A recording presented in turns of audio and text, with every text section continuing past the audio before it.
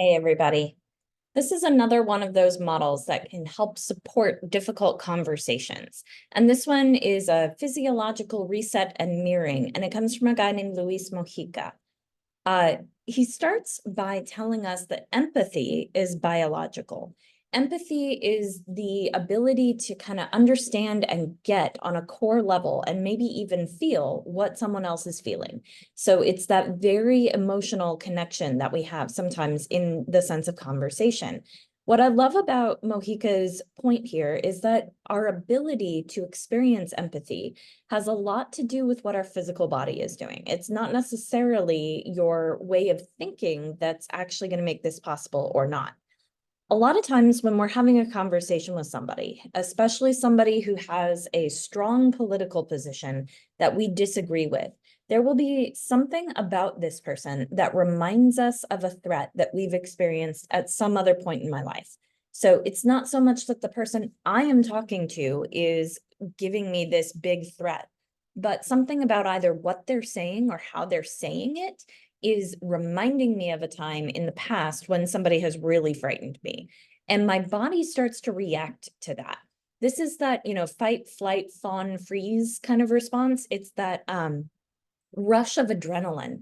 And suddenly I'm all caught up in I'm being threatened, I'm being threatened. It's a trauma response, basically. And the thing is, my body is reacting to this, my brain is reacting to this, and I am not capable when I'm in that place of having an empathetic reaction to the person that I'm talking to. And by the way, that's not my fault. I'm not a bad person. I'm not failing because I'm not having that empathetic reaction. This is just part of the way that human beings are wired. But if I want to have a transformative conversation, then we have to get to a place of mutual vulnerability in some way.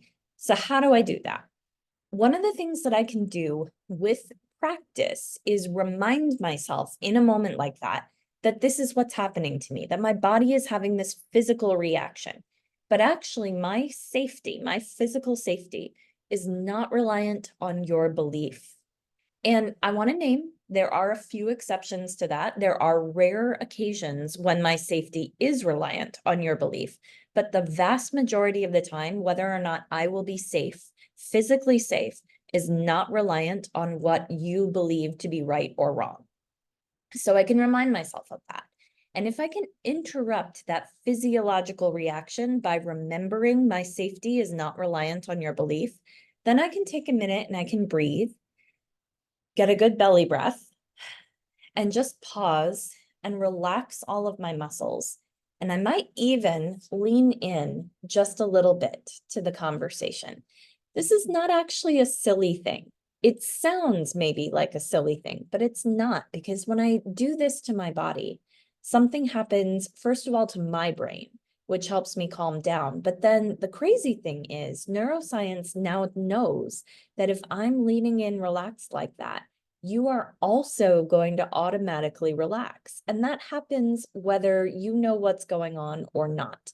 So this is my ability to relax me and relax you, and we both calm down.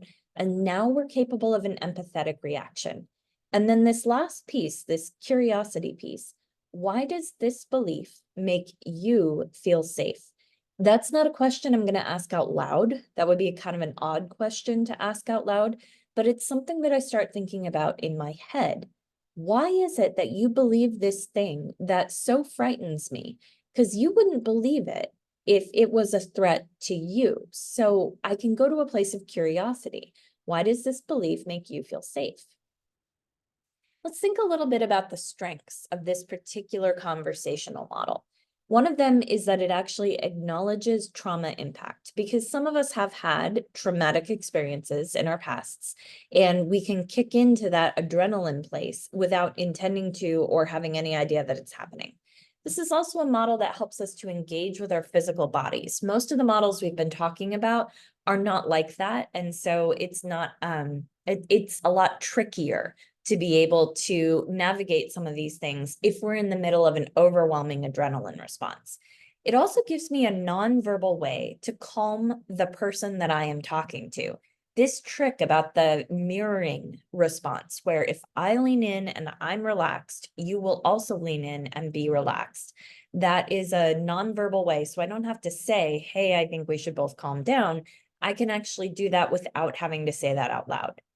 Limitations of the model, I think the primary one is just that it takes a lot of practice. If you're having a genuine trauma response and your brain is going to that really scared place, then it's going to take some practice. And what I know is that as we do this over and over, our brain is capable of catching itself earlier. So I can interrupt it sooner in the cycle. I can realize sooner, oh, I'm going to that adrenaline place. That's what's happening in my body right now. And the sooner I'm able to do that, the easier it is to interrupt the pattern. So this is one of those things that just takes practice.